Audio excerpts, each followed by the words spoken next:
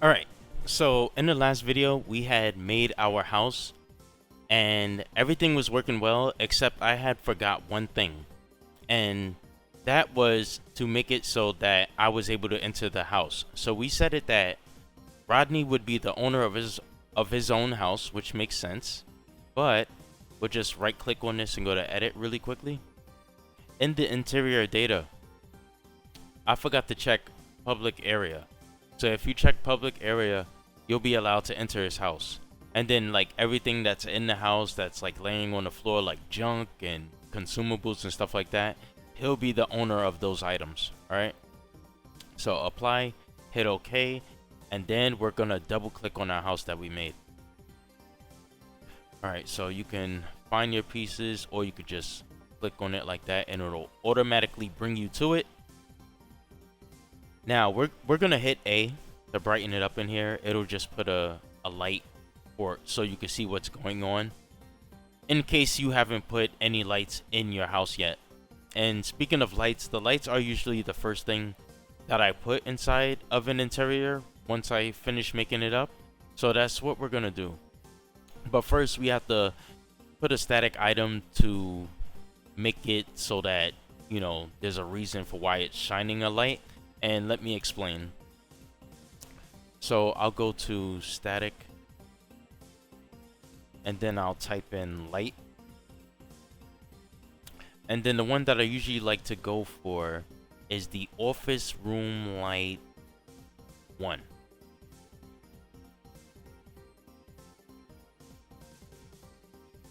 I forgot, I meant to preview it. All right, this one.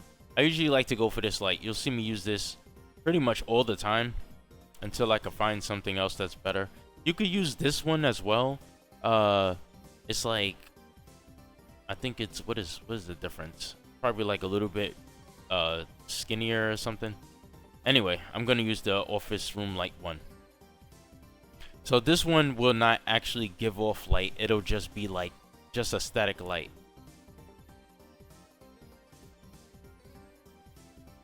Like an actual light object. So I'll put one. Is this even in the house? Not even in the house.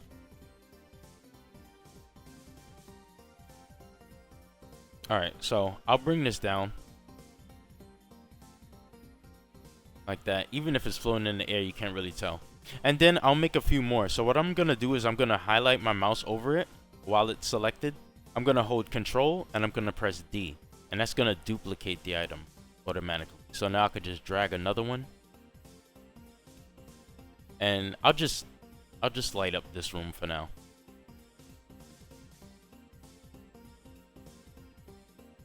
So you can line it up if you want. This is just a tutorial, so I'll just, you know, drop that there. All right.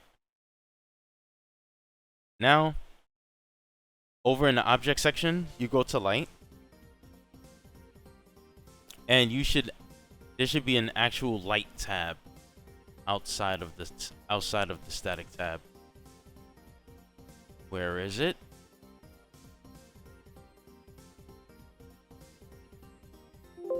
All right, right here. The light. So the one that I usually like to use is it's one of these that's warm and it has a high usage count. Yeah, the office light fill warm. So we'll take this, we'll drop this in here. And then I usually just put it on or right beneath the light. So that way, the light source will actually look like it's coming from the light. Alright? And you can put 2, or you can just put 1 in the center like that, whichever one you want to do. I'm just going to put 2 just in case it's too dark. And I'll do that. Now, if you want the lights to shine brighter, you can actually hold S while you have it selected and then scale your mouse up and down. I'm going to cut the lights off first so you can see it better. But I'll hold S and I'm dragging my mouse up. And as you can see, you see the light shines a bit more now. So I'll do it just a little bit. But even though it still looks very dark in here, it will not be that dark when you're in the game. So be careful with how many light sources that you place. Alright, so after we put that down, we can come back over here to the furniture tab, and then right here is the fun part. This is where you just get to decorate and you know, do what you want to do. So I'm just gonna put down a few items so you can get an idea of what is actually in here and the things that you can do. So I'm going to start with, I'll start with the counter. It's not in the furniture, it's in the static. So there's a lot of items that are furnitures, and the same items are also static. So static is just like the item is just there and you can't interact with it. And the furniture is like an actual interactable, you know, item. Like you could sit on it, you could lean on it, something like that. So I could go to preview and see which one of these desks that I want to use. Also, while you're in this preview window, if this ground is in your way, you can just press G and the ground will disappear. Yeah, it's really useful. So let me finish checking to see what else is. All right, we'll use this. No, this one. We'll use this one. So we'll drag this, we'll drop this in here. Hit F to drop it to the floor. And we'll put that there. And we'll grab a few more static items. Like this. I like these. We'll get a little broken one, since this, you know, wooden shack, it's seen a few, you know, wars. Alright, so if you want to put something like items that you can pick up and stuff like that, I believe they're under MISC, but if you can't even locate them, you could just type in whatever you want to type in. So right here I put Brahmin steak, because I'm like putting Brahmin steaks on these dinner table plates right here. So you could, you know, you could walk in and take this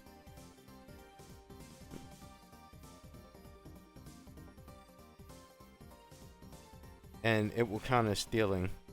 But yeah, it'll have havoc, it'll move around. But yeah, that's pretty much it. Just experiment with your furnitures and your statics. If you want it to be like a type of furniture but you don't want people to use it, just look it up in static, because there's most likely a static version of it. Like there's a static chair, stuff like that, in case you want there to just be a chair in the house, but you don't want anybody to actually sit on it. And then once you get your item over where you need to want it to be, just hit F, and then you just drop it down. I'll put it in the center of the table, it doesn't right on the plate. But yeah, hold Control D to duplicate it. I think I already told you guys that. But yeah, that's pretty much it. So you know, you got your furniture down, put some lighting down, put my doors down, and I gave these doors the auto script. We talked about that auto script in a earlier video, but now that it's done, let's go ahead and jump in game. Now remember that nobody can move around in this house except for me, because I have not nav meshed. Alright, so here we are in game. We're gonna run over to the house really quickly. And as you can see, we're actually allowed in here now since it's a public area. And as you can see, it's not as dark as it was in the creation kit.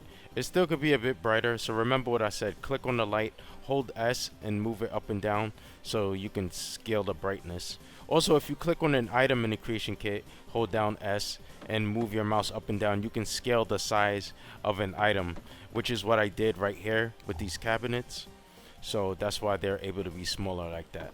I don't know if I said that earlier, but yeah. And as you can see, the items are stealable because he owns everything in this house. But yeah, that's pretty much it. So the next video, we're going to do nav mission. Hope this video helped you guys out. And leave a like if it did. Subscribe to the channel if you haven't already. I will see you guys next time.